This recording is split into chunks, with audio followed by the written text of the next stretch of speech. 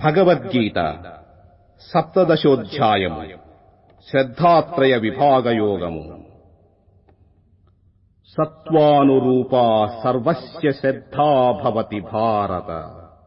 శ్రద్ధామయోయం పురుషో యో యచ్ఛ్రద్ధః స ఏవ సః. ఓ అర్జున, సమస్త జీవులకు గుణం వారి వారి అంతఃకరణాలను అనుసరించి కలుగుతున్నది. జీవుడు గుణమయుడు. గుణాన్ని బట్టి రూపం ఏర్పడుతున్నది.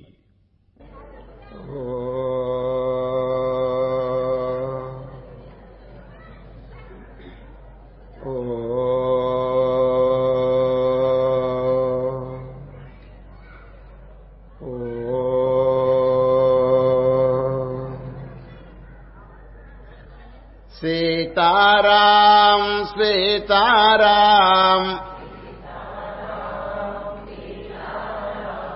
సీతారాం జై సీతారాం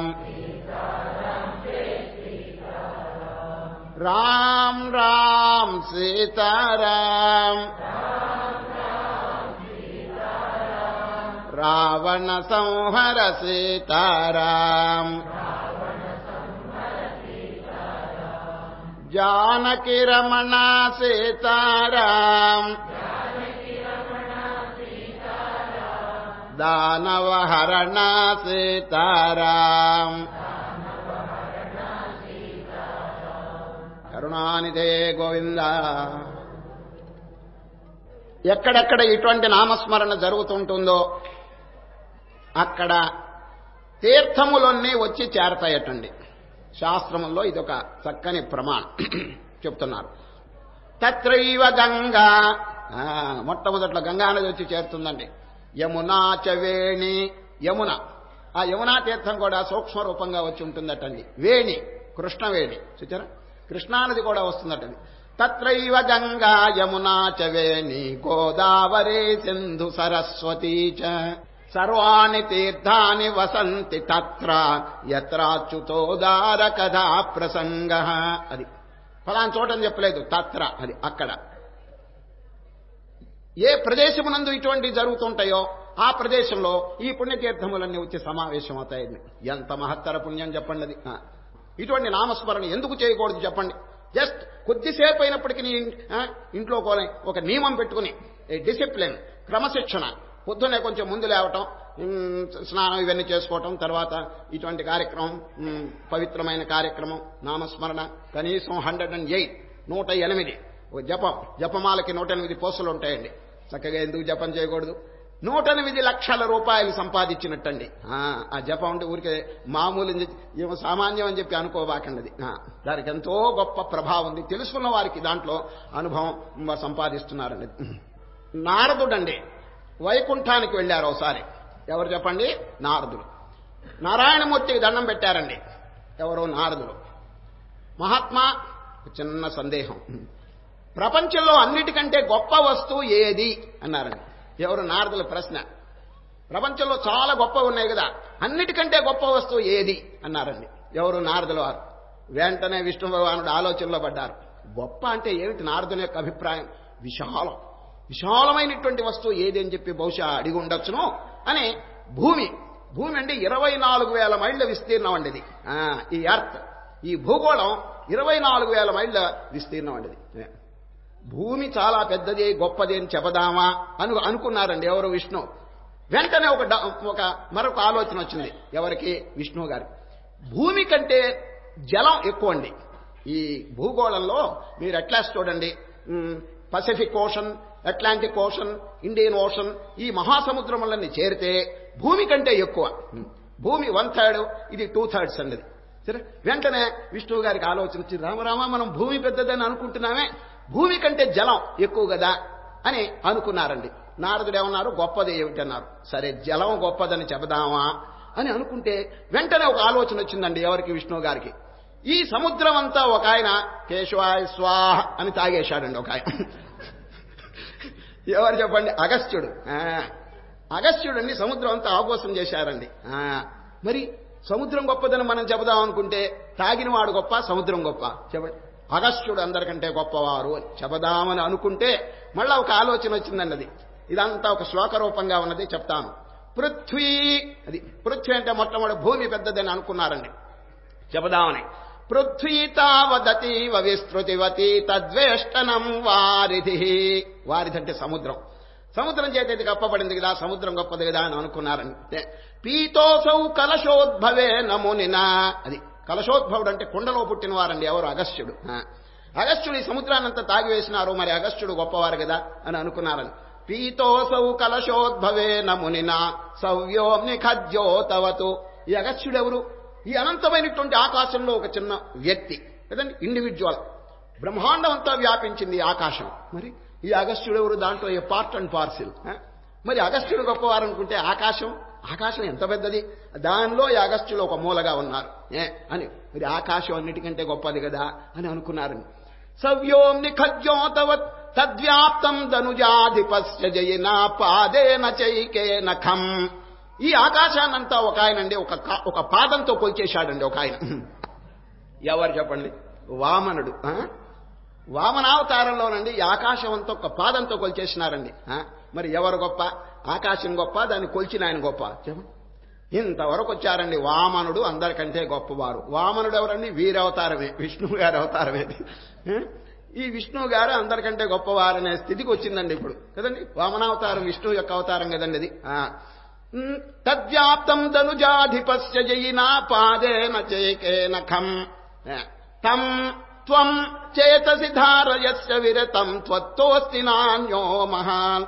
విష్ణువు గారు అందరికంటే గొప్పవారని తేలిందండి. వామనుడు విష్ణువు ఇద్దరు ఒకటే కదండి. అటువంటి విష్ణు భగవానుని నారదుడండి తన హృదయంలో పదిలపరుచుకుని ప్రతిరోజు నారాయణ నారాయణ అని చెప్పి స్మరణ చేస్తున్నారు కదండి. అటువంటి విష్ణువును కూడా బంధించేసినాడు తన హృదయంలో. ఎవరు? నారదుడు. నారదుడు అంటే ఎవరు? భక్తుడు. భక్తుడు భగవంతుని హృదయంలో బంధించి చక్కగా ధ్యానం చేస్తుంటారండి. మరి ఎవరు గొప్పవారు?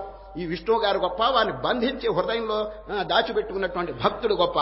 కాబట్టి నారద అందరికంటే భక్తుడు గొప్పవాడు అని తేల్చేశారు. నారదుడు భక్తుడు కదండి, అందరికంటే మీరు గొప్పవారు, భక్తుడు గొప్పవాడు అని చెప్పి జనరల్ గా చెప్పేసినారండి. సరే, తద్వ్యాప్తం ధనుజాధిపస్య జయినా పాదేన చైకేన ఖం తం. తం అంటే ఆ పరమాత్మను. త్వం నీవు, ఓ నారద నీవు ఆ భగవంతుని నువ్వు హృదయంలో పెట్టుకున్నావు. తం త్వం చేతసి ధారయస్య విరతం త్వత్తోస్తి నాన్యో మహాన్. అది నీకంటే అనగా భక్తుని కంటే గొప్పవాడేవారు లేరు. He superior. అది బ్రహ్మాండంలో ఉన్న ప్రాణికోట్లందరికంటే భక్తుడు గొప్పవాడు. ఎందుకు? భగవంతుని తన హృదయంలో పెట్టుకున్నారు ఆయన. ఇప్పుడు చూడండి, హనుమంతుడు ఈ ఛాతీ ఇట్లా పగలు తీసేటప్పటికి ఎవరు కనిపించారు చెప్పండి? హృదయంలో రాముడు, లక్ష్మణుడు, సీత కనిపించారు. చూచారు? భక్తులండి భగవంతుని తమ హృదయంలో బాగా ధ్యానం చేస్తుంటారండి. కనుక ఎంత గొప్ప స్థితికి పొందుతారు చూడండి. ఆ భగవన్నామం జపం చేస్తూ ఆ భగవంతుని నిత్యము ఆరాధించేటువంటి వారికి ఎంత గొప్ప స్థితి ఉందంటే ప్రపంచంలో అందరికంటే కూడా గొప్ప స్థానం ఉందండి అది. అందుచేత అటువంటి పవిత్రమైనటువంటి కార్యక్రమాన్ని ప్రతిరోజు కొద్దిగా గొప్ప అవలంబించి ఆ హృదయాన్ని పవిత్రం చేసుకోవడానికి ప్రయత్నం చేయాలి, ఆలస్యం చేయకూడదు. చిన్న దృష్టాంతం చెప్తాను. ఊరు బయట ఒక పొలం ఉందండి, వరి పైరు పెట్టారు. అక్కడ నీళ్లు కడుతున్నారండి, రోజు నీళ్లు కడుతున్నారు. ఎంత కట్టినా ఆ వరి పైరండి తీక్షణమైన ఎండ కనుకుంటే కొంచెం ముకుళించుకుంటుందండి ఆ పైరు. రోజు నీళ్లు కడుతున్నారండి, అయినప్పటికీ అది తీక్షణమైనటువంటి ఎండలో కొంచెం ముకుళించుకుంటుంది, అంత పచ్చగా ఉండదు. పక్కనే ఒక దూరంగానండి ఒక మర్రి చెట్టు ఉందండి, దానికి ఎవ్వరూ నీళ్లు కట్టరు. ఏమండి, ఎన్ని సంవత్సరములు అయి ఉంటుంది దానికి నీళ్లు కట్టండి. ఎప్పుడో 100 ఏళ్ల కింద 70 ఏళ్ల కింద నీళ్లు కట్టినారాము చిన్నప్పుడు. అటువంటి మర్రి చెట్టు ఎందుకు వాడిపోదు? ఎవరు నీళ్లు కట్టడం లేదు కదా, ఎందుకంటే అది శుష్కించిపోదు. ఈ పైరు రోజు నీళ్లు కడుతున్నా కూడా ఈ విధంగా వాడిపోవటానికి కారణం ఏంటి చెప్పండి? బ్రహ్మాండంగా వృక్షానికి ఎవరైనా నీళ్లు కట్టారా? లేదు. కానీ అది పచ్చగా ఉన్నది, ఇదేమో వాడిపోతున్నది రోజు నీళ్లు కట్టినా కూడా. దీనికి కారణం తెలుసండి, ఆ మర్రి చెట్టు యొక్క వేరు ఆ లోపల నీళ్లను తాకిందండి. భూమిలో నీళ్లు ఉన్నాయండి ఎక్కడో అగాధంలో, దాన్ని తాకింది వేరు. అందుచేత మీరు కట్టండి కట్టకపోండి, అది ఎప్పుడు పచ్చగానే ఉంటుందండి ఆ చెట్టు. సరే, అదేవిధంగా భగవంతుని స్పృశించినటువంటి వారండి ప్రపంచంలో దుఃఖపడరండి. దుఃఖం లవలేశం కూడా వారికి ఉండదని శ్రీకృష్ణ పరమాత్మ గీతలో పేర్కొన్నారు. ఎక్కడ చెప్పండి? యం లబ్ధ్వాచ అపరం లాభం మన్యతేనాధికం తతః యస్మిన్ స్థితో న దుఃఖేన గురునాపి విచాల్యతే. భయంకరమైన గురునాపి దుఃఖేన నా విచాల్యతే. భయంకరమైన దుఃఖం వచ్చి మీద పడ్డా కూడా ఏమీ చెలింపడండి. కారణం వేరు నీళ్ళని తాకింది. వేరంటే ఏమిటి? వారి మనస్సు ఆ భగవంతుని యందు లగ్నమై ఉంది కాబట్టి ఇంకా వారికి దుఃఖం ఏమిటి చెప్పండి. అది ఈ రోజు 17వ అధ్యాయంలో మనం ప్రవేశిస్తున్నాం. దీని పేరు శ్రద్ధాత్రయ విభాగ యోగం. ఈ విభాగం అనే పదాన్ని గురించి ప్రతిరోజు మీకు చెప్తున్నాను. విభాగం అంటే సెపరేషన్. Please divide. అది రెండు వస్తువులు కలిసిపోయినాయి. చెడ్డని వేరు చేయండి. చెడ్డని వేరు చేయకపోతే చాలా బాధ కలుగుతుందండి. అది మంచి చెడ్డ రెండు కలిసినాయి. బియ్యంలో రాళ్లు ఉన్నాయి. ఏమండి, ఎవరైనా అమాంతంగా తీసుకెళ్లి ఎసట్లో పోస్తారా? లేదు. ముందు చాటలో వేసుకుని ఆ రాళ్లన్నింటినీ ఏరేస్తారండి. ఇది ప్రతిరోజు ఇంట్లో చేస్తున్నారు కదా. ఎందుకు ఏరాలి చెప్పండి? ఒక పిల్లవాడు ఇట్లాగే అడిగేశాడండి వాళ్ళ అమ్మని. వాళ్ళ అమ్మ చాటలో బియ్యం వేసుకుని రాళ్లు ఏరుతుంటే ఓ పిల్లవాడు, వాడు కొడుకండి, పరిగెత్తుకొచ్చాడు. అమ్మ నువ్వు చేసే పని నాకేం నచ్చలేదు. ఈ బియ్యము రాళ్లు బస్తాలో స్నేహంగా ఉంటే నువ్వు స్నేహాన్ని విడదీస్తున్నావా అన్నాడండి వాడు. వాళ్ళు బియ్యం బస్తాలు ఇద్దరు ఐకమత్యంగా కాపరం ఉంటే నువ్వు ఆ రాళ్లని వేరు చేసి పారేస్తున్నావా? నాన్ సెన్స్ అన్నాడు వాడు. ఒరే నాయనా, నాకు తెలుసురా కథంతా. ఈ బియ్యం అనేది మానవుడికి ఉపకారం చేస్తుంది, రాళ్ళు అనేది అపకారం చేస్తుంది.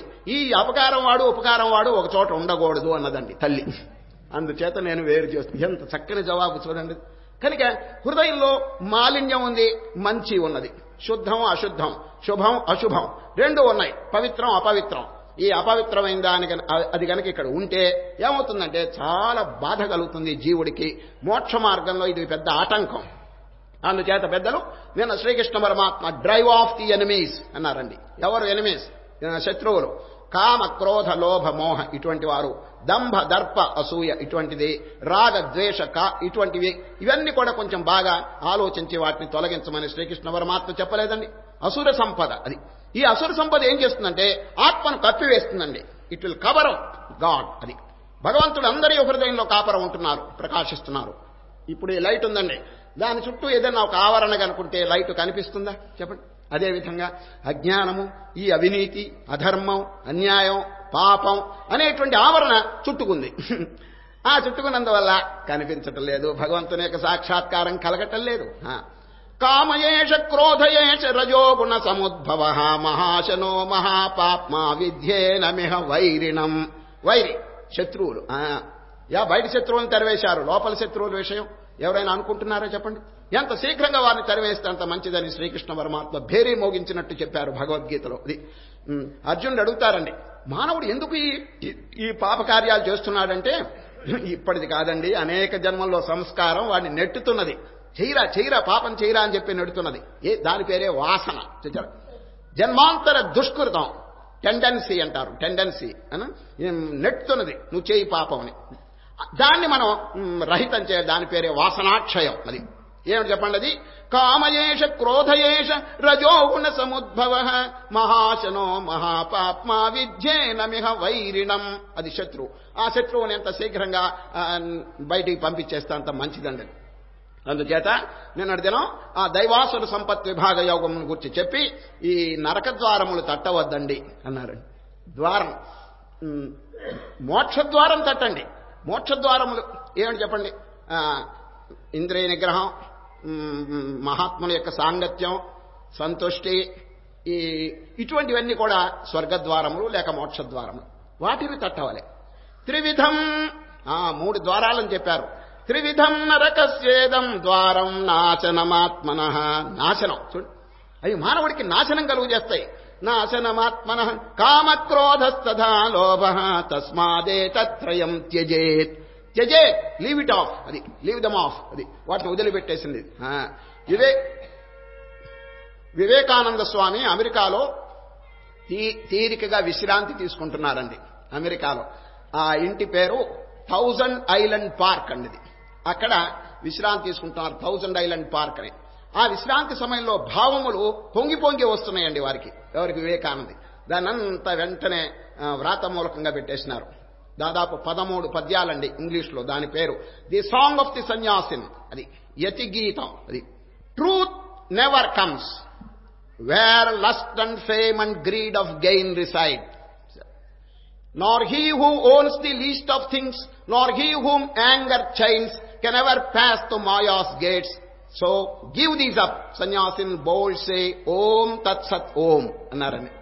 కామము లోభమోహములు గల్గు చోట ఉండునే సత్యమెన్నడు నుండబోదు. ఈ వికారములున్న చోట ఆ సత్యవస్తు ఎట్లా ఉంటుంది అని ప్రశ్న అనేది. Truth never comes where lust and fame and greed of gain decide అన్నారు. కామము లోభమోహముల్ గల్గు చోట ఉండునే సత్యమెన్నడు నుండబోదు. తనదనుచు ఎంత చిన్నదేంతలచువాడు ఆగ్రహ గుణంబునకు బద్ధుడైన వాడు తథ్యముగ మాయ గుమ్మమ్ము దాటలేడు. కాన ఈ దుర్గుణంబుల వదలి నీవు యతిపాడుము కంఠము ఎత్తిపాడు యతివరాధీర ఓం తత్సదనుచువాడు. ఓం తత్సత్ ఇది మహామంత్రం. ఈ రోజు వస్తుందండి దాని ప్రస్తావన. హృదయ పరిశోధన చాలా ముఖ్యమండి. ఊరికేదో జపమాల పెట్టి జపం చేయటం ఇది అంతటితో పూర్తి చేయటం కాదండి. మెడిటేషన్ అది సరే. జపము, ధ్యానము, లయము 3 ఉన్నాయండి కార్యక్రమాలు. సామాన్యంగా చాలా మంది జపం చేస్తుంటారు.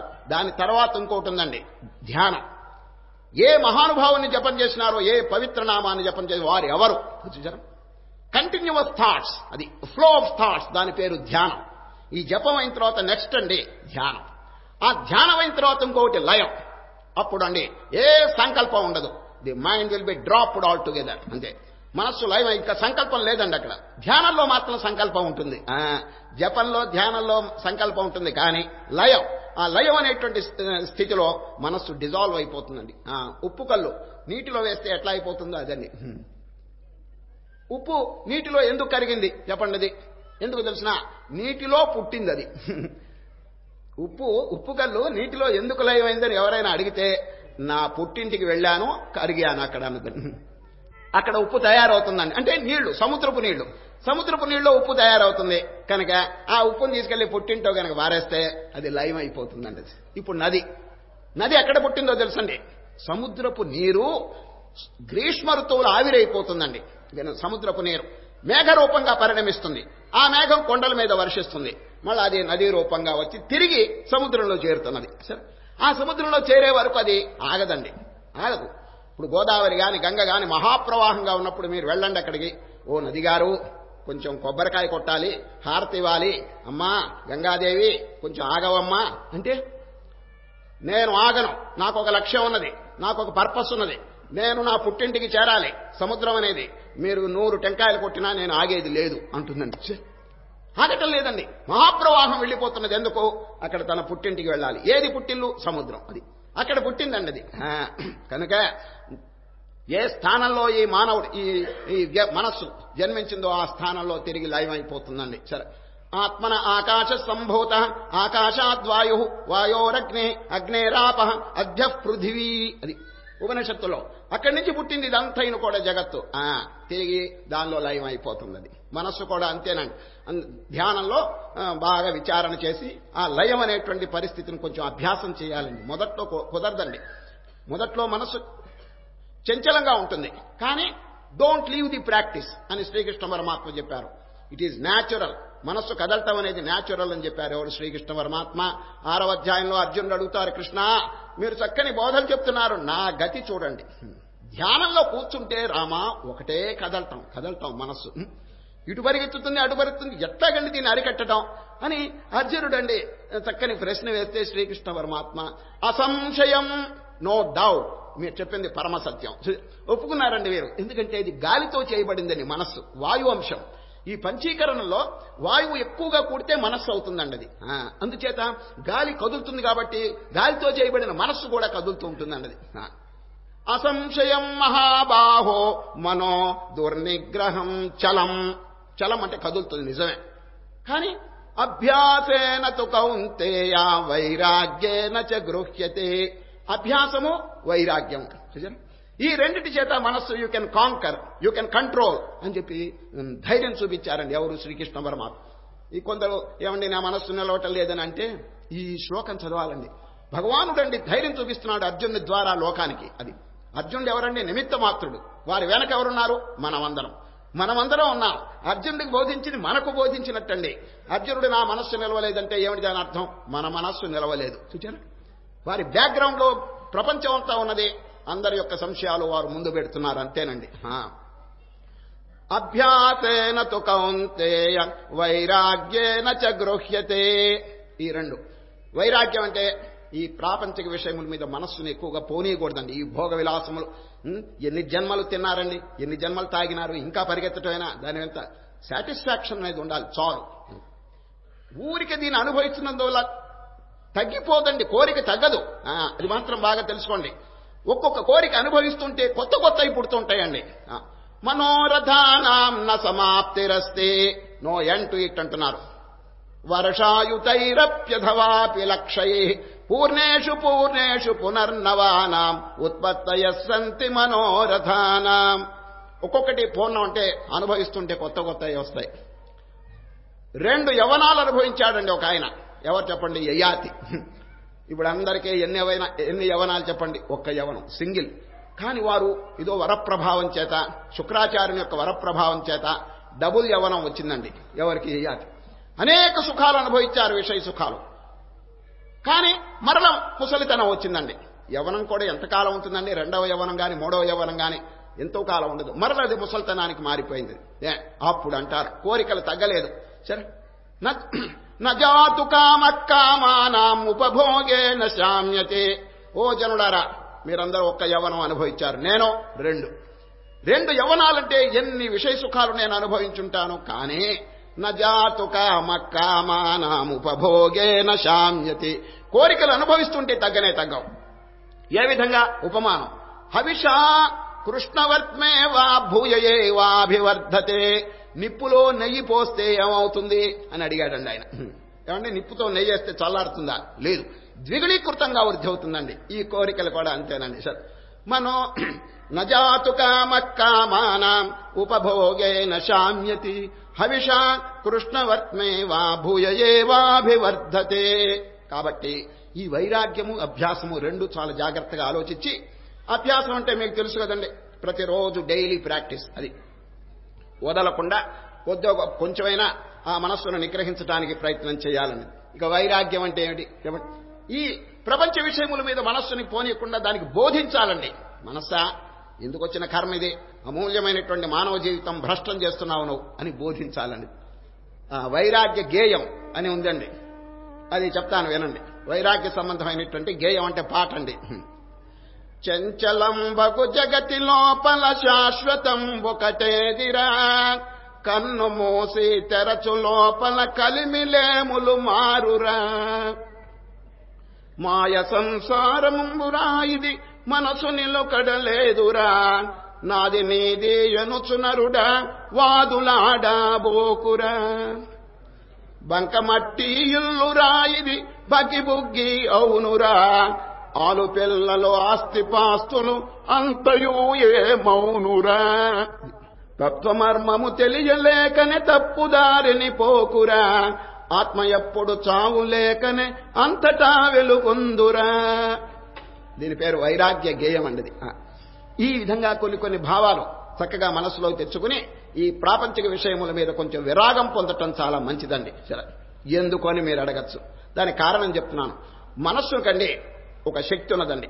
ఆ శక్తి డివైడ్ అయిపోతున్నదండి, ఇటు బయట కొంత లోపల కొంత. అది ఈ బయటను కనుక కొంచెం బ్లాక్ చేస్తే ఆ శక్తి కూడా లోపలికి వస్తుందండి. అది మహాత్ములు చేసే పనిదండి. బుద్ధుడు, మహారాజు ఈ బాహ్య విషయములన్నీ అనుభవించడానికి తగిన అవకాశాలున్నాయి. కానీ ఈ బ్లాక్డ్ ఇట్, దాన్ని నిరోధం చేసినారు. ఏకాంతమునికి వెళ్తే డబుల్ ఫోర్స్ వారికి ధ్యానం జరిగిందండి. సరే, మనస్సు ఇటు అటు పరిగెత్తి కొంత శక్తిని నాశనం చేస్తుందండి. దాని పేరు కన్సర్వేషన్ ఆఫ్ ఎనర్జీ. అది you have to conserve your energy. నశించిపోయి ఈ కంటి ద్వారా కొంత, చెవి ద్వారా కొంత, వీటి ద్వారా నాశనం అయిపోతుంది మనస్సు యొక్క శక్తి. Please block it, please conserve it. దాన్ని చక్కగా ఏకాగ్రంగా తీసుకొస్తే ఎంత గొప్ప శక్తి ఆవిర్భవిస్తుందంటే చెప్పడానికి లేదండి. దాని పేరే ధ్యానం. అది కళ్ళు మూసుకుంటారు, ఇక ఏ శబ్దాలు వినరు, చక్కగా అంతర్ముఖంగా భగవత్ చింతన చేస్తుంటారనేది. ముందు చేత ఈ వైరాగ్యం చేత మనస్సు ఇంకా శక్తివంతం అయిపోతుందన్నది.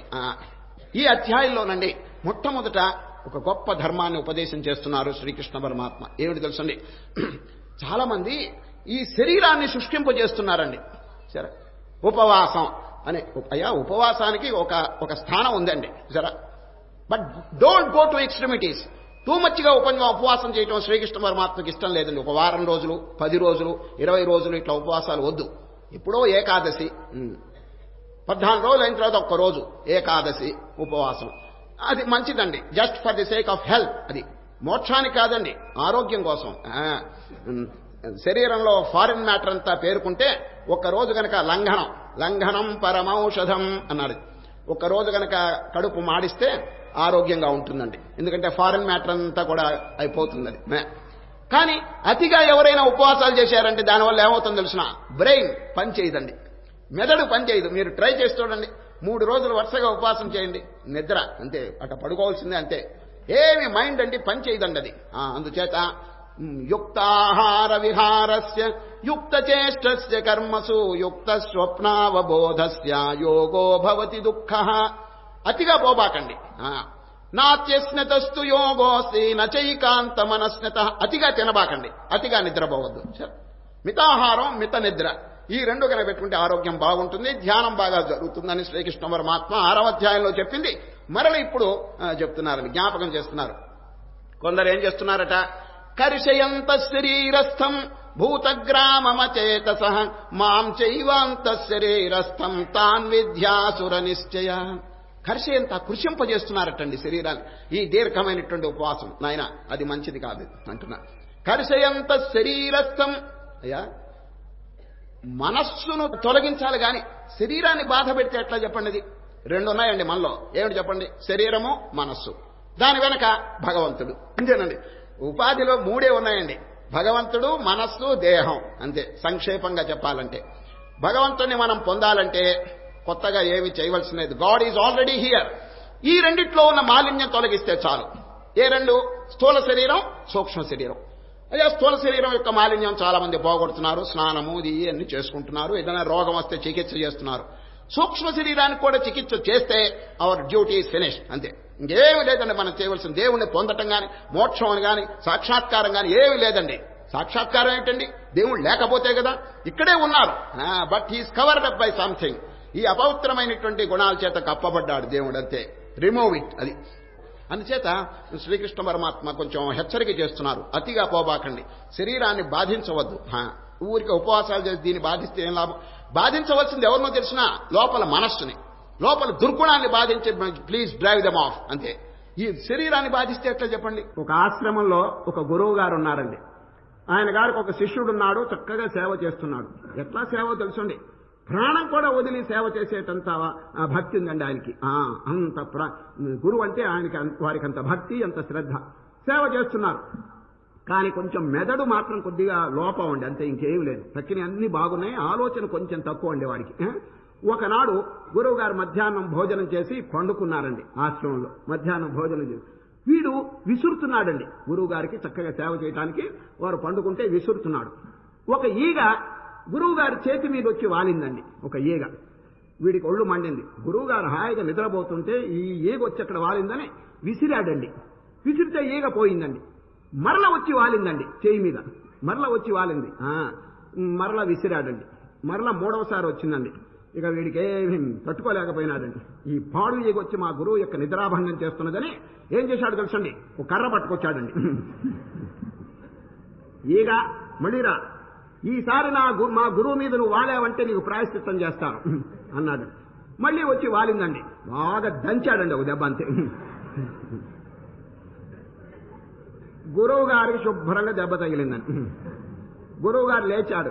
ఎందుకురా నన్ను స్వామి, మిమ్మల్ని కాదు, ఈగను కొట్టాను నేను. చూడండి, వాడికి ఆలోచన బాగానే ఉంది కానీ జరిగిన విషయం చూడండి, అనవసరంగా గురువు గారిని కొట్టాడండి. వాడి ఉద్దేశం గురువు గారిని కొట్టాలని కాదు, ఈగను కొట్టాలని. ఈ విధంగా ఈ శరీరాన్ని మానవుడు అనవసరంగా హింసిస్తున్నాడండి. కొట్టవలసింది ఎవరినో తెలిసిన మనస్సుని. మనస్సులో ఉన్న దుర్మార్గాన్ని కొట్టవలే, దాన్ని తొలగించాలని. కానీ జీవులు అట్లా చేయటం లేదు. ఈ శరీరాన్ని దీర్ఘమైన ఉపవాసాలు పెట్టి కష్టపెడుతున్నారు. నాయన అట్లా చేయవద్దు అని శ్రీకృష్ణ పరమాత్మ ఈ రోజు వార్నింగ్ ఇస్తున్నారు. మొదట్లో కర్షయంత శరీరస్థం భూతగ్రామమచేతసః మాం చైవాంత శరీరస్థం తాన్ విద్యాసుర నిశ్చయాన్. ఆ విధంగా శరీరాన్ని బాధించేవారు ఎవరో తెలిసిన అసురులు అన్నారంటే అసుర నిశ్చయాన్. ఈ విధంగా కొంచెం జాగరూకత వహించి ఎప్పుడైనా పక్షానికి ఒకసారి ఉపవాసం ఉండటం మంచిది. దాని ద్వారా ఆరోగ్యం బాగుంటుందండి. అనవసరంగా దీన్ని బాధిస్తే ఏమవుతుందండి, జీవితం వేస్ట్ అయిపోతుందండి. మత్తుగా పండుకోవాలని అనిపిస్తుంది ఆహారం కనుక లేకపోతే. కాబట్టి మితాహారం, మిత నిద్ర. సరే, ఇప్పుడు శ్రీకృష్ణ పరమాత్మ అతి ముఖ్యమైనటువంటి ఘట్టంలో ప్రవేశిస్తున్నారు. ఏమిటి తెలిసిన? ఆహారం. ఆహార విషయం శ్రీకృష్ణుడు అప్పుడప్పుడు హెచ్చరిక చేస్తున్నారు. ఇప్పుడు మరల తిరిగి మొన్న 15వ అధ్యాయంలో జ్ఞాపకం చేశారు. అర్జున, నేను భూమిలో ప్రవేశించి ధాన్యం అంతా వృద్ధి చేస్తున్నాను. జీవులు భోజనం చేసినటువంటి ఆహారము నేను చక్కగా జీర్ణం చేస్తున్నాను అని చెప్పలేదండి. ఆహార విషయం ఇప్పుడు మరల ఆహార విషయం ప్రస్తావనకు తీసుకొచ్చారు. 3 రకాలు: సాత్విక ఆహారం, రాజసిక ఆహారం, తామసిక ఆహారం అని 3గా చెప్పుకొస్తారు. ఆ వివరం అంతా మీరు గ్రంథాల్లో చదువుకోండి. సాత్విక ఆహారం అంటే కారాలు ఎక్కువగా, పులుపులు ఇటువంటివి తగ్గించుకుని మితంగా వాడుకోవటం అనేటువంటిది సాత్విక ఆహారం. రసంతో కూడినవి, ఇంకా శక్తివంతమైనది, యాటమ్స్తో కూడినవి, ఇది విటమిన్స్తో కూడినవి, ఇటువంటిది సాత్విక ఆహారం. ఆయుస్సత్వబలారోగ్య సుఖ ప్రీతి వివర్ధన రస్యా స్నిగ్ధా స్థిరా హృద్య ఆహారా సాత్విక ప్రియా. మీరు అడగచ్చు, ఏమండి ఆహారం ఎట్లా ఉంటే ఏమిటి, మనకు కావాల్సింది దైవ చింతన కదా అని మీరు అనొచ్చు. కాదండి, అది అనుభవరహితమైనటువంటి వాక్యం. శరీరమాద్యం ఖలు ధర్మ సాధనం అన్నాడండి. ధర్మాన్ని మీరు సాధించాలంటే take care of your body. అది శరీరం యొక్క ఆరోగ్యం లేకపోతే మీరు ఏ విధంగా ధ్యానం చేస్తారు? సపోజ్ కడుపు నొప్పిగా ఉందనుకోండి, ధ్యానం జరుగుతుందా? ఇది శరీరానికి ఒక ఏదైనా వ్యాధి వచ్చిందనుకోండి, ధ్యానం జరుగుతుందా? కాబట్టి శరీరం అనేది ముఖ్యమండి. శరీరం ఆద్యం అన్నాడు. Take care of your body in the beginning, next meditation. సరే, మెడిటేషన్ తర్వాత ముందు ఆరోగ్యం జాగ్రత్తగా చూడండి అని చెప్పారండి. కనుక శ్రీకృష్ణ పరమాత్మ ఆరోగ్యాన్ని కొరకండి ఈ ఆహారాన్ని జాగ్రత్తగా చూడమంటున్నాడు. దీనిలో సాత్విక ఆహారం, రాజసికం అంటే ఇంకా ఎక్కువ కారాలు ఇవి అవి తింటాం ఉంది, అది మంచిది కాదు. ధ్యానానికి ఏకాగ్రత కుదరదు ధ్యానంలో అని. ఈ విధంగా తామసిక ఆహారం, రాజసిక ఆహారం వదిలిపెట్టి సాత్విక ఆహారాన్ని సేవించండి అన్నారు. ఈ ఆహార విషయంలో ఇదివరకు మీకు చెప్పినాను, తిరిగి జ్ఞాపకం చేస్తున్నాను. 4 జాగ్రత్తలు వహించాలండి. సాత్విక ఆహారం, మితాహారం, దైవార్పితాహారం, న్యాయార్జితాహారం. 4 మరల. సాత్విక ఆహారం అంటే ఇప్పుడు శ్రీకృష్ణ పరమాత్మ ఈ అధ్యాయంలో చెప్పిన పద్ధతి. సాత్వికం, మితం. సాత్వికైనా కూడా ఎక్కువగా తినకూడదండి, ఎంతవరకు అవసరమో అంతవరకండి. ఈ ఆహారంలో విషయంలోనండి 2 ఇంద్రియాలు ఉన్నాయండి.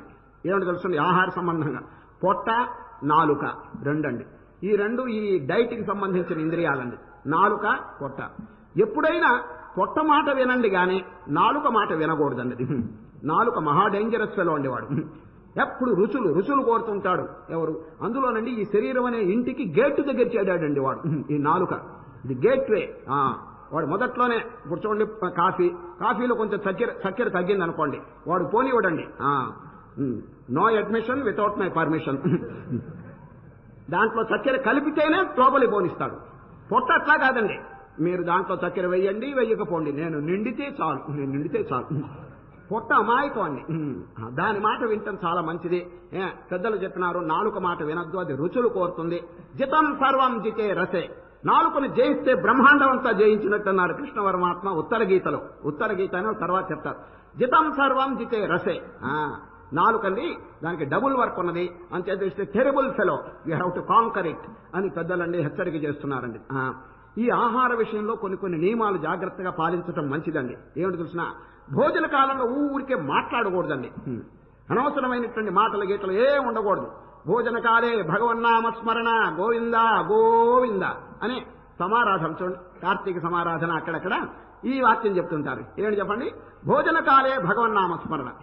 భుజించేటప్పుడు రక్తంగా మారేటప్పుడు అండి ఆ దైవ సంబంధమైనటువంటి వాతావరణం ఉండటం చాలా మంచిదండి. భగవన్నామస్మరణ అప్పుడు రక్తం శుద్ధం అయిపోతుంది. ఈ భోజనం చేసేప్పుడు లేనిపోని కబుర్లు, వ్యవసాయ విషయంలో కానీ లేకపోతే రాజకీయ విషయాలు కానీ ఇవన్నీ మాట్లాడుకుంటూ ఉంటారండి. అది మంచిది కాదండి. స్నానే చ భోజనే హోమే జపే మౌనం సమాశ్రయేత్. అది స్నానం చేసేప్పుడు, భోజనం చేసేప్పుడు, హోమం చేసేటప్పుడు, జపం చేసేటప్పుడు మౌనం. ఎంత చక్కని వాక్యం అండి. మౌనం అని చెప్పారని చెప్పి వడ్డించే వారికి చాలు అని ఆపబాకండి, ఇట్లా చూపించండి అది. లేకపోతే ఈ నోరు మోసు కూర్చుంటే వాడు కొండలు కొండలు పెట్టేస్తారు. ఈ ఆహార విషయం గురించి శంకరాచార్యుల వారు ఏం చెప్పారు తెలుసండి? ఆహారం ఎట్లా భుజించాలంటే క్షుద్ వ్యాధిశ్చ చికిత్సతాం ప్రతిదినం భిక్షౌషధం భుజ్యతాం. అన్నం ఎట్లా తినాలంటే ఔషధం, భిక్షౌషధం. భిక్ష అంటే భోజనం, ఔషధం వల్లే తినండి. ఏమండి ఔషధం ఎంత తింటారో? ఇప్పుడు డాక్టర్ గారి దగ్గరికి వెళ్ళి ఏమండి ఇంత మాత్ర కట్టండి అని ఎవరైనా అడుగుతారా? చెప్పు, చిన్న మాత్ర అంటారు. అట్లా ఉండాలి ఆహార విషయంలో. డాక్టర్ దగ్గరికి వెళ్ళి చిన్న మాత్ర అడుగుతారు, కాఫీ హోటల్కి వెళ్ళి పెద్ద లడ్డు అడుగుతారండి. మరి అక్కడ పెద్దదేమిటి, ఇక్కడ చిన్నదేమిటి చెప్పండి. కనుక శంకరాచార్య జాగ్రత్త. భోజనం ఎట్లా ఉండాలంటే ఔషధం. అది ఔషధవత్ అసనం ఆచరే అన్నారు. ఔషధం ఏ విధంగా కొద్దిగా తీసుకుంటారో అదే విధంగా మితం, అది మితాహారం అన్నది. ఈ రెండు జాగ్రత్తగా ఆలోచించాలన్నది. ఒక అల్లుడు గారండి అత్తగారింటికి వెళ్ళి అట్టండి. వెళితే మామగారు లేడు, అత్తగారు మాత్రమే ఉన్నదండి. ఆ అత్తగారు పొద్దున్నే వచ్చాడండి అల్లుడు గారి ఇంటికి. ఇక మర్యాద చేయొద్దండి. మర్యాదకి ఒక మాట అన్నది, అల్లుడు గారు ఇప్పుడు పిల్లలతో పాటు సద్దన్నం తింటారా, లేకపోతే తర్వాత పెద్దలతో పాటు టిఫిన్ తింటారా, మామగారు వచ్చిన తర్వాత వేడన్నం తింటారా అని అడిగిందండి మర్యాదకి. ఈ అల్లుడు ఏమన్నాడు, ఇప్పుడు పిల్లలతో పాటు సద్ది తిని, తర్వాత వీళ్ళతో పాటు టిఫిన్ తిని, తర్వాత మామగారితో వేడన్నం తింటాను అన్నాడు. మూడునండి అది. ఆమె ఇదే అదే అంటే ఈయన బోత్ అనేసినాడండి ఒకటి మాత్రం. ఏ ముహూర్తంలో పుట్టాడో పరమ తిండిపోతుంది ఆయన. ఈ విధంగా అతిగా గనక భోజనాలు చేసుకుంటూ ఉంటే ఏమవుతుంది తెలుసండి, ఆరోగ్యం చెడిపోతుందండి. అందుచేత ఔషధం వల్లే భోజించమని వీరు శంకరాచార్యులు వారు. క్షుత్ అంటే ఆకలి. క్షుద్వ్యాధిత్య, ఆకలి అనేది ఒక వ్యాధి అండి. సరే, ఆకలి అనేది ఒక జబ్బు అంటున్నారు. ఏ జబ్బు అయినా అప్పుడప్పుడు వస్తుంది, కానీ ఈ ఆకలి అనే జబ్బు ప్రతిరోజు 3 సార్లు వస్తూ ఉంటుందండి. అది పొద్దున మధ్యాహ్నం. దీనికి మందు వేయండి. ఏమిటి ఆ మందు? ఆహారం. ఏ విధంగా వేయాలి? ఆ ఔషధం ఏ విధంగా మీరు మితంగా సేవించుకుంటారో ఆ విధంగా సేవించండి అని శంకరాచార్యులు వారు. క్షుద్వ్యాధిశ్చ చికిత్సతాం ప్రతిదినం భిక్షౌషధం భుజ్యతాం స్వాద్వన్నం నతు యాచ్యతాం విధివశాత్ ప్రాప్తేన సంతుష్యతాం. అది రుచులు కోరవద్దని చెప్పి చెప్తున్నారండి. ఏ విధంగా? మితాహారం అని పెద్దలు చెప్తున్నారు. సాత్వికాహారం, మితాహారం. సరే, రెండు అంతటితో మనం తినటమైనా కాదు, దైవార్పితాహారం. ఈ పెట్టుకున్నటువంటి ఆహారం ఎవరిచ్చారు మనకి? మనం తయారు చేసుకోలేదు కదా. రాత్రిపూట భగవానుడు ఓషధుల్లో ప్రవేశించి సస్యములన్నీ వృద్ధి చేస్తున్నారు కదా. మనకేమైనా కర్తృత్వం ఉందా చెప్పండి?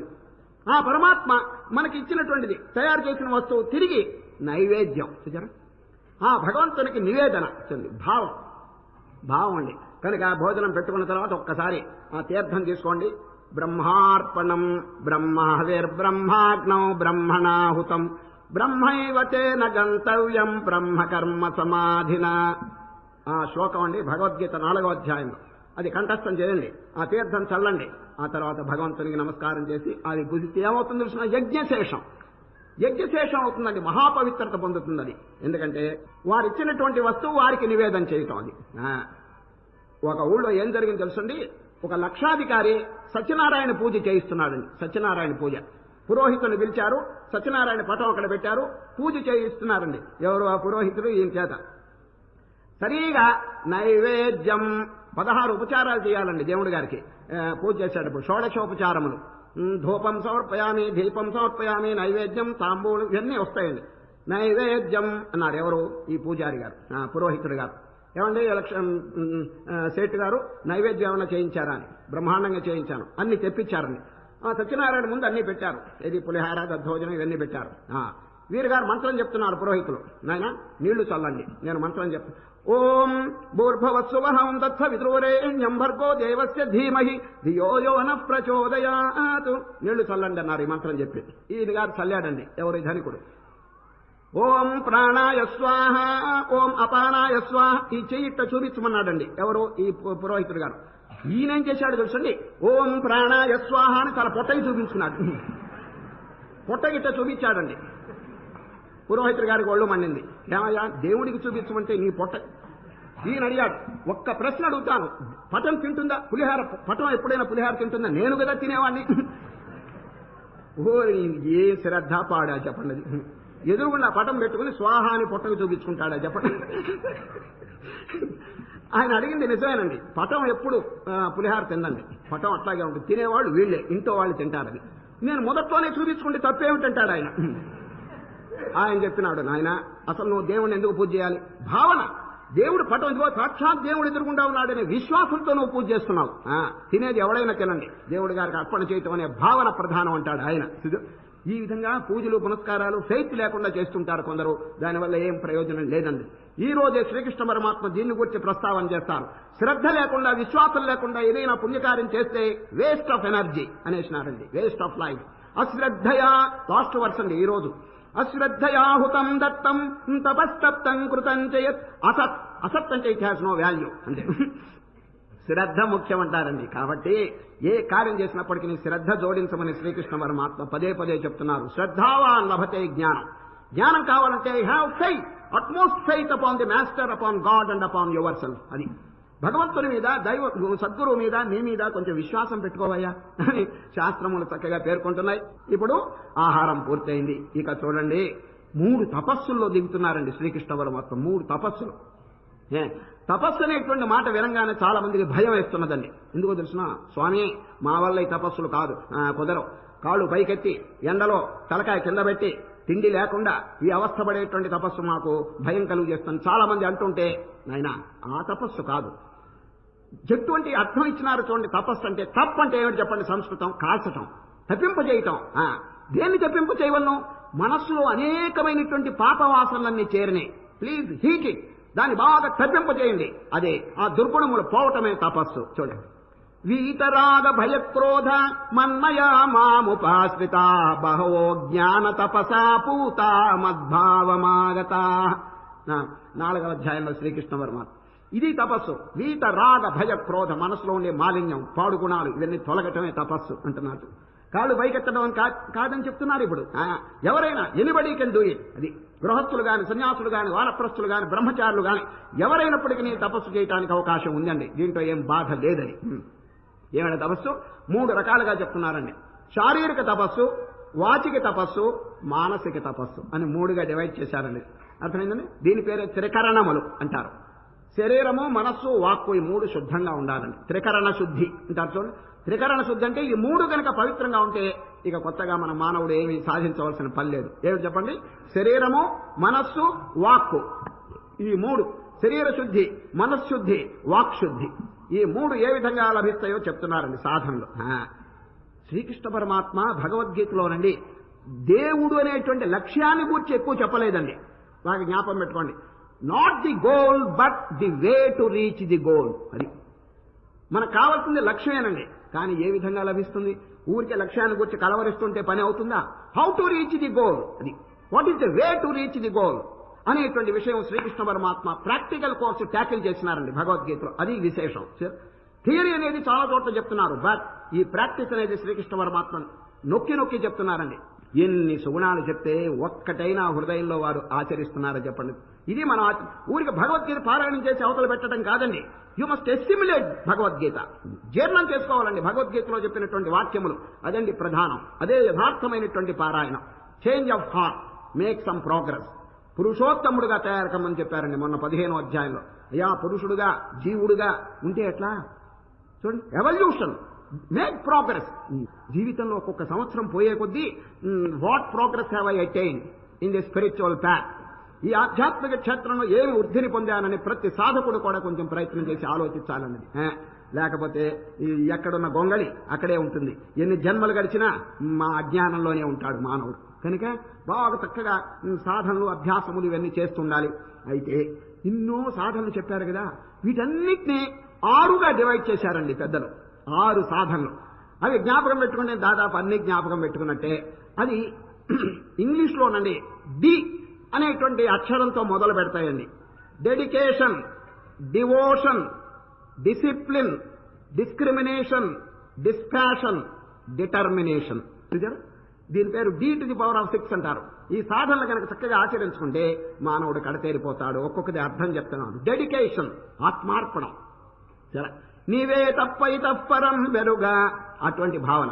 పరమాత్మ మీరే నాకు గమ్యం, మీ పాదములు నేను ఆశ్రయిస్తున్నానని. చూడండి, అర్జునుడు మొదటి అధ్యాయం అంతా ఏమిటో చెప్పుకున్నారు. ఎవరు? అర్జునుడు. రెండవ అధ్యాయం మొట్టమొదట్లో ఏం చేసినారు అర్జునుడు? చెప్పండి. రామరామ, ఇంకా నేను ఉపన్యాసం చెప్తే ఏం లాభమని. శిష్యస్తేహం షాధిమాం త్వాం ప్రపన్నం కృష్ణ, నాదేమి లేదంతా నీదేనయ్యా, కొంచెం విషయం చెప్పండి, మీకు శరణాగతి, dedication, I'm dedicating my self to you అని చెప్పి ఆత్మార్పణం చేసుకున్నారండి మొదట్లో. అక్కడి నుంచి కృష్ణ పరమాత్మ చక్కగా బోధిస్తారు. శిష్యుడైన వారు గురువు కండి ఆత్మార్పణం చేసుకోవాలి, తను తాను అర్పణం చేసుకోవాలి, తనువు, మనస్సు, వాక్కుది.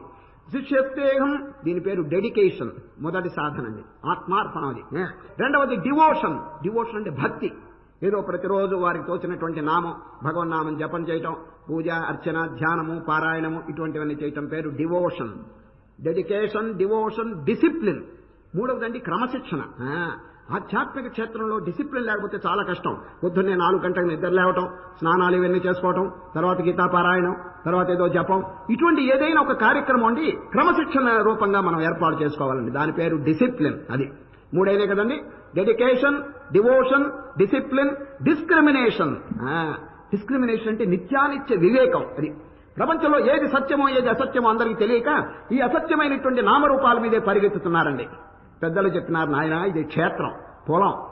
పొలం అనేది జడమైనటువంటి వస్తువు, నీవు పొలాన్ని చూసే చైతన్యం, నీలో చైతన్యం ఉన్నది. ఈ జడమైన వస్తువు నేనని చెప్పేసి వై ఆర్ యు ఐడెంటిఫైయింగ్ అని శ్రీకృష్ణ పరమాత్మ నిలదీసి అడిగినారండి. నీవు క్షేత్రజ్ఞుడు, క్షేత్రం కాదు, క్షేత్రం నీకంటే వేరుగా ఉంది. Don't get attach to it. అది దాంతో తాదాత్మ్యం పొందవద్దని శ్రీకృష్ణ పరమాత్మ బోధిస్తున్నారన్నది. సరే, క్షేత్రజ్ఞం చాపి మాం విద్ధి సర్వక్షేత్రేషు భారత, క్షేత్రజ్ఞయోర్జ్ఞానం యత్త జ్ఞానం మతం మమ. ఈ డిఫరెన్స్ తెలుసుకోవాలండి. అదే వివేకం, దాని పేరు డిస్క్రిమినేషన్. ఏది నిత్యము, ఈ శరీరంలో రెండు కలిసిపోయినాయి, ఆత్మ అనాత్మ, జడము చైతన్యము. చక్కగా డివైడ్ చేయాలి, విభాగం చేసి జడమైన వస్తువు నేను కాదు, మరి నేనెవరు? చిదానంద రూప శివోహం శివోహం.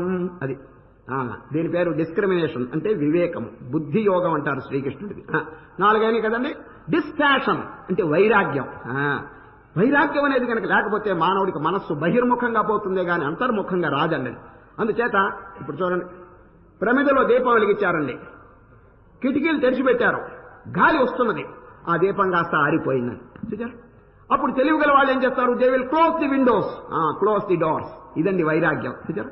దీపం వెలిగించడం అనేది జ్ఞానం అండి, కిటికీలు మూయటం అనేది వైరాగ్యం. చూచారు. ఆ కిటికీలు ముయ్యకపోతే ఈ ఉన్నటువంటి జ్ఞానం కాస్త సర్వనాశనం అయిపోతుందండి, ఆరిపోతున్నది. అందుచేత వైరాగ్యం అనేది పెద్దలు నొక్కి నొక్కి చెప్తున్నారు. Close the Windows. ఈ ఇంద్రియములనేటువంటి ద్వారములు గుండా ఈ విషయములనే వచ్చి నాశనం చేస్తున్నాయి వాయువులు. దాని పేరు డిస్పాషన్, అంటే వైరాగ్యం. ఆఖరిది ఏమిటి తెలుసండి? డిటర్మినేషన్, పట్టుదల. అది నేను ఈ జన్మలో మోక్షం పొందుతాననేటువంటి ధీమ, ఆ ధైర్యం అనేది వాడిని ముందుకు కొనసాగిస్తుందండి. అంటే కాకపోతే నేను గృహస్థుణ్ణి, సన్యాసులు పెద్ద పెద్ద సాధనలు చేస్తున్నారు, నా వల్ల అవుతుందా? పిల్లా జల్లా వీళ్ళందరినీ పోషించాలి, టైం ఎక్కడా? ఈ జన్మలో పొందుతామా మా దేవుణ్ణి? ఈ విధమైనటువంటి దుర్బల వాక్యాలు పలకకూడదండి. సరే, ఏమైనప్పటికీ I must realise in this very birth. అది ఈ జీవితం పూర్తి కాకపోవడమే నేను విషయం తెలుసుకోవాలి, కొంచెం ట్రై చేస్తాను, నేను ఎందుకు జయించుకోరాదు అనేటువంటి ధైర్యం అనేది మానవుని ముందుకు తీసుకుంది. దాని పేరు ఆప్టిమిజం. పెసిమిజం అంటే ఎప్పుడు దుర్బలత్వాన్ని ప్రకటించడం అనేది, అది మంచిది కాదు.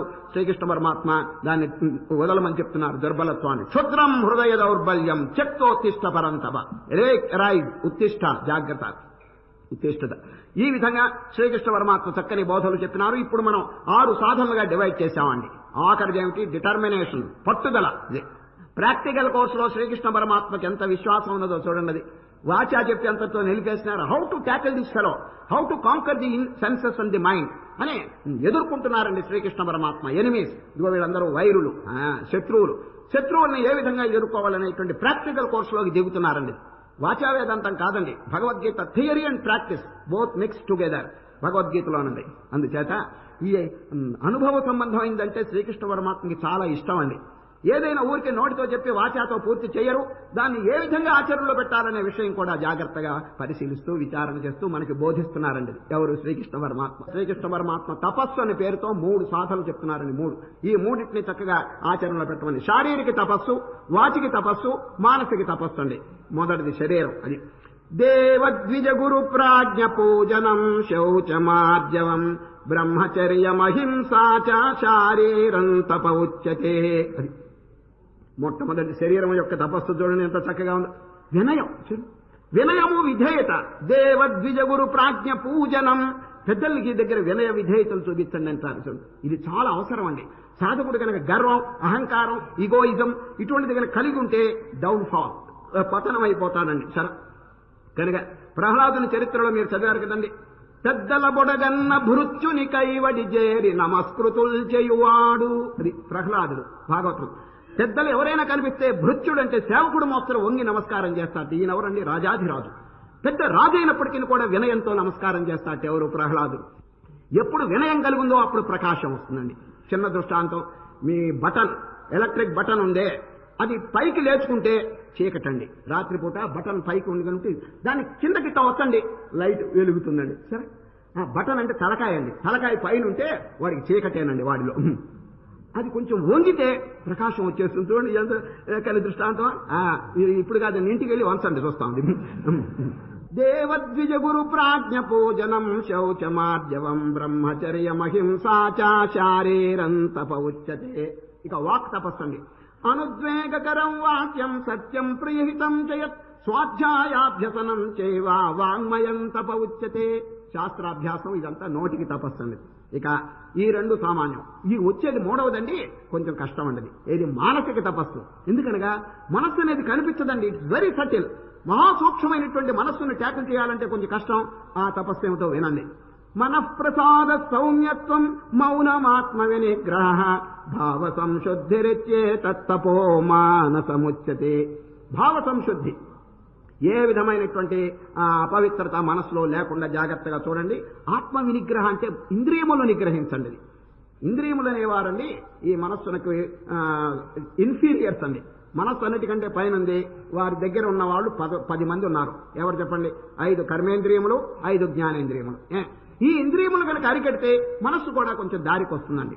ఈ ఇంద్రియములు అరుచుకుంటే ఇష్టం వచ్చినట్టుగానే చెలరేగుతుంటే, గీతలో మొన్న చెప్పారు చూడండి 2వ అధ్యాయంలో, ఇంద్రియాణం హి చరతాం యన్మనో అనువిధీయతే సదస్య హరతి ప్రజ్ఞాం వాయుర్నావమివాంభసి.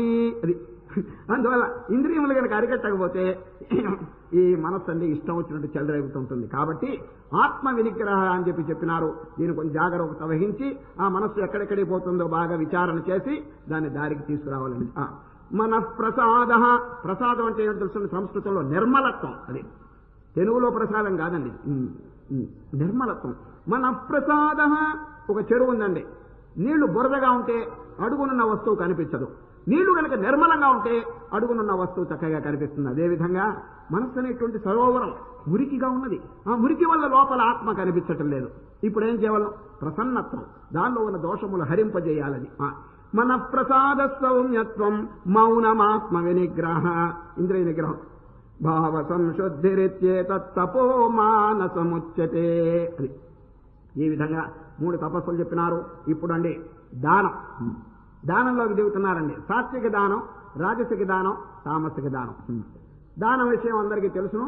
మొన్న కూడా ఎప్పుడో సందర్భంగా సంక్షేపంగా చెప్పినాను. దానం చేయటం వల్ల మానవుడికి తగ్గేదేమీ లేదు, ద్విగుణీకృతంగా వృద్ధి అవుతుంది. వాడికి సంపదలు ఏవి తగ్గవండది. సాత్విక దానం ఎటువంటిదంటే, ఇప్పుడు ఎవరినైనా మీరు ఎందుకు దానం చేశారని అడిగితే, ఇట్ ఈస్ మై డ్యూటీ, నా కర్తవ్యం కాబట్టి నేను చేశానని కనుక ఎవరైనా చెబితే అది ఉత్తమమైనటువంటి దానం. దాతవ్యం, దాతవ్యం అంటే దానం చేయాలని అభిలాష నాకు కలిగింది, నేను చేసినాను. It is my duty to do it. అది దాతవ్యమితి యద్దానం దీయతే అనుపకారినే. ప్రత్యుపకారం కోరడండి, ఉత్తముడైనటువంటిది సాత్విక దానం. అనుపకారినే దేశే కాలే చ పాత్రే చ తద్దానం సాత్వికం స్మృతం. రాజసిక దానం ఎటువంటి తెలుసండి? ఏదో ప్రత్యుపకారం కోరతాడండి. ఏదైనా ఇస్తే ఇదిగో నాకు ఈ ఫలితం రావాలని చెప్పి ముందుగానే కోరుకుంటాడండి. సరే, రెండవది కొంచెం కష్టంగా కూడా ఇస్తుంటాడు ఏదైనా దానం చేసేటప్పుడు. సరే, యత్ ప్రత్యుపకారార్థం ఫలముద్దిశ్య వా పునః దీయతే చ పరిక్లిష్టం తద్దానం రాజసం స్మృతం. ఈ విధంగా దానం చెప్పేస్తున్నారు. ఇక లాస్ట్ మహామంత్రం బోధిస్తున్నారు. దాని పేరు ఓం తత్ సత్. ఇదండి ఓం తత్ సత్. నిజంగా మన శాస్త్రంలో దీనికి ఎంతో ప్రఖ్యాతి ఉందండి. ఏ ఒక ఉపనిషత్తు కానీ ఏదైనా సమాప్తమైతే హరి ఓం తత్ సత్. దాని అర్థం చెప్తున్నారు ఇప్పుడు.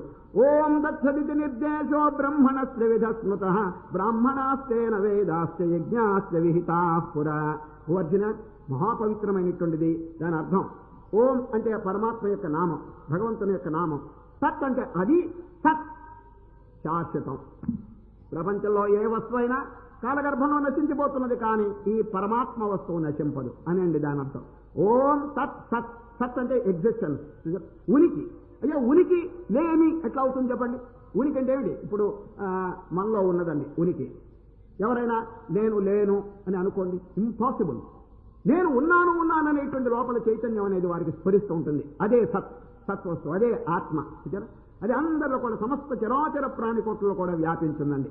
ఓం తత్సదితి నిర్దేశో బ్రహ్మణస్య విధ స్మృత బ్రాహ్మణాస్తేన వేదాశ్చ యజ్ఞాశ్చ విహితాః పురా. ఏ కార్యక్రమం ప్రారంభం చేసినా ఓం, హరి ఓం అంతా పూర్తయిన తర్వాత హరి ఓం తత్సత్ అని చెప్పి ఈ మహామంత్రం దాని యొక్క అర్థం చెప్పి చివరికి లాస్ట్ లో ఈ అధ్యాయం పూర్తి చేస్తూ ఒక చక్కని హెచ్చరిక చేశారు. అర్జున, ఏ కార్యమైనప్పటికీ శ్రద్ధతో చేస్తేనే దానికి ఫలితం అన్నారు. అశ్రద్ధతో చేస్తే శూన్యం, ఫలితం శూన్యం అనేస్తున్నారు.